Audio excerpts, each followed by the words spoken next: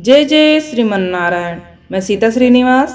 आज मैं आप सबको बताऊंगी अक्षय तृतीया कब मनाई जाती है, क्यों मनाई जाती है और इसका महत्व। अक्षय तृतीया से जुड़ी 25 विशेष बातें आपको बताऊंगी। ध्यान से सुनिएगा, इस वीडियो को लास्ट तक देखिएगा ताकि सही जानकारी आप तक पहुंच सके। तो चलिए शुरू करते हैं। शास्त्रों में अक्षय तृतीया को स्वयं सिद्ध मुहूर्त माना गया है। अक्षय तृतीया के दिन मांगलिक कार्य जैसे विवाह, गृह प्रवेश, व्यापार अथवा उद्योग का आरंभ करना अति शुभ फलदायक होता है।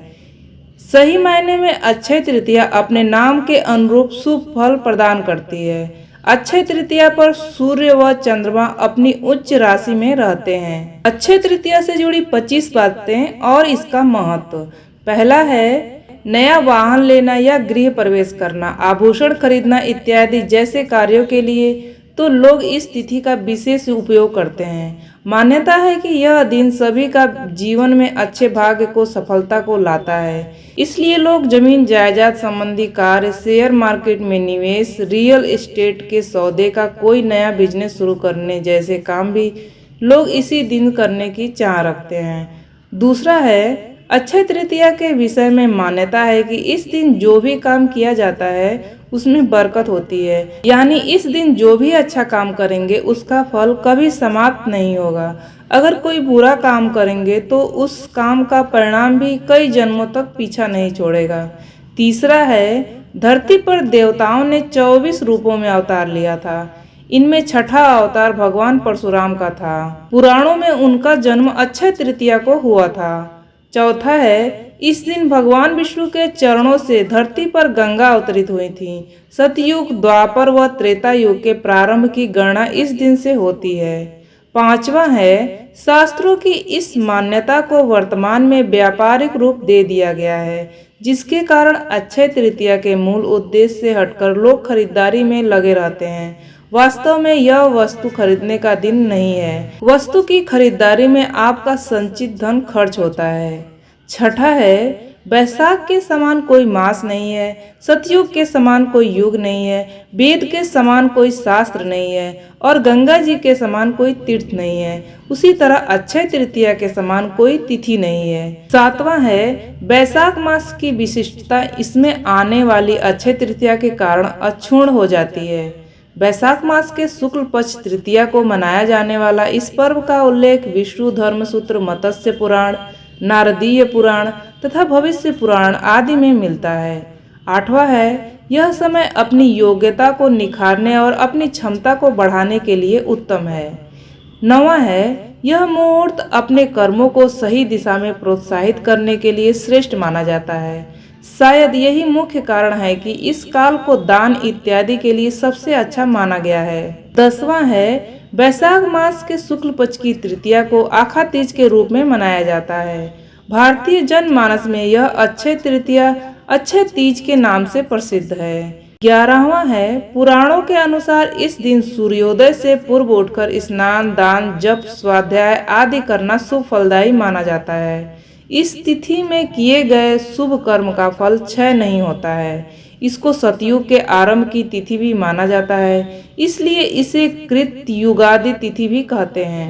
12वां है यदि इसी दिन रविवार हो तो वह सर्वाधिक शुभ और पुण्य फलदायी होने के साथ साथ अच्छे प्रभाव रखने वाली भी हो जाती है। 13वां है मत्स्य पुराण के अनुसार अक्षय तृतीया के दिन अक्षत, पुष्प, दीप आदि द्वारा भगवान विष्णु की आराधना करने से विष्णु भगवान की विशेष कृपा प्राप्त होती है तथा संतान भी अक्षय बनी रहती हैं। 14वां है दीन दुखियों की सेवा करना, वस्त्रादि दान करना और शुभ कार्य की ओर अग्रसर रहते हुए मन, वचन व अपने कर्म से अपने मनुष्य धर्म का पालन करना ही अक्षय तृतीया पर्व की सार्थकता है। 15वां है कलयुग के नकारात्मक प्रभाव से बचने के लिए इस दिन भगवान विष्णु की उपासना करके दान अवश्य करना चाहिए। ऐसा करने से निश्चय ही अगले जन्म में समृद्ध, ऐश्वर्य व सुख की प्राप्ति होती है। 16वां है भविष्य पुराण के एक प्रसंग के अनुसार साकल नगर में रहने वाले एक वणिक नामक धर्मात्मा अक्षय तृतीया के दिन पूर्ण श्रद्धा भाव से स्नान, ध्यान व दान कर्म किया करता था। जबकि उसकी पत्नी उसको मना करती थी। मृत्यु के बाद किए गए दान पुण्य के प्रभाव से वाणिक द्वारका नगरी के सर्व सुख संपन्न राजा के रूप में अवतरित हुआ। 17वां है, इस दिन पवित्र नदियों में स्नान कर सामर्थ्य अनुसार जल, अनाज, गन्ना, दही, सत्तू, फल, सुराही, हाथ से बने पंखे, वस्त्रादि का दान करना विशेष फल प्रदान करने वाला माना गया है। 18वां है, दान को वैज्ञानिक तर्कों में ऊर्जा के रूपांतरण से जोड़कर देखा जा सकता है। दुर्भाग्य को सौभाग्य में परिवर्तित करने के लिए यह दिवस सर्वश्रेष्ठ है। 19वां है, यदि अक्षय तृतीया रोहिणी नक्षत्र को आए तो इस दिवस की महत्ता हजारों गुना बढ़ जाती है, ऐसी मान्यता है। किसानों में यह लोक विश्वास है कि यदि इस तिथि को चंद्रमा के अस्त होते समय रोहिणी आगे होगी तो फसल के लिए अच्छा होगा, यदि पीछे होगी तो उपज अच्छी होगी। 20वां है, इस दिन प्राप्त आशीर्वाद बेहद तीव्र फलदायक माने जाते हैं। भविष्य पुराण के अनुसार इस तिथि की गणना युगादि तिथियों में होती है। सतयुग, त्रेता और कलयुग का आरंभ इसी दिन को हुआ और इसी तिथि को द्वापर युग समाप्त हुआ था। 21वां है, रेणुका के पुत्र परशुराम और ब्रह्मा के पुत्र अक्षय कुमार का प्राकट्य इसी दिन हुआ था। इस दिन श्वेत पुष्पों से पूजन कल्याणकारी माना जाता है। 22वां है, धन और भौतिक वस्तुओं की प्राप्ति तथा भौतिक उन्नति के लिए इस दिन का विशेष महत्व है। धन प्राप्ति के मंत्र, अनुष्ठान व उपासना बेहद प्रभावकारी होते हैं। स्वर्ण, रजत, आभूषण, वस्त्र, वाहन और संपत्ति के क्रय के लिए मान्यताओं ने इस दिन को विशेष बताया और बनाया है। बिना पंचांग देखे इस दिन को श्रेष्ठ मुहूर्तों में शुमार किया जाता है। 23वां है, दान करने से जाने अनजाने हुए पापों का बोझ हल्का होता है और पुण्य की पूंजी बढ़ती है। अक्षय तृतीया के विषय में कहा गया है कि इस दिन किया गया दान खर्च नहीं होता है, यानी आप जितना दान करते हैं उससे कई गुना आपके अलौकिक कोष में जमा होता है।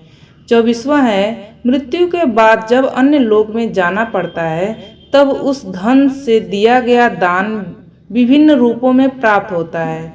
पुनर्जन्म से लेकर जब धरती पर आते हैं तब भी उस कोष में जमा धन के कारण धरती पर भौतिक सुख और वैभव प्राप्त होता है। इस दिन स्वर्ण, भूमि, पंखा, जल, सत्तू, जौ, छाता, वस्त्र कुछ भी दान कर सकते हैं। जौ दान करने से स्वर्ण दान का फल प्राप्त होता है।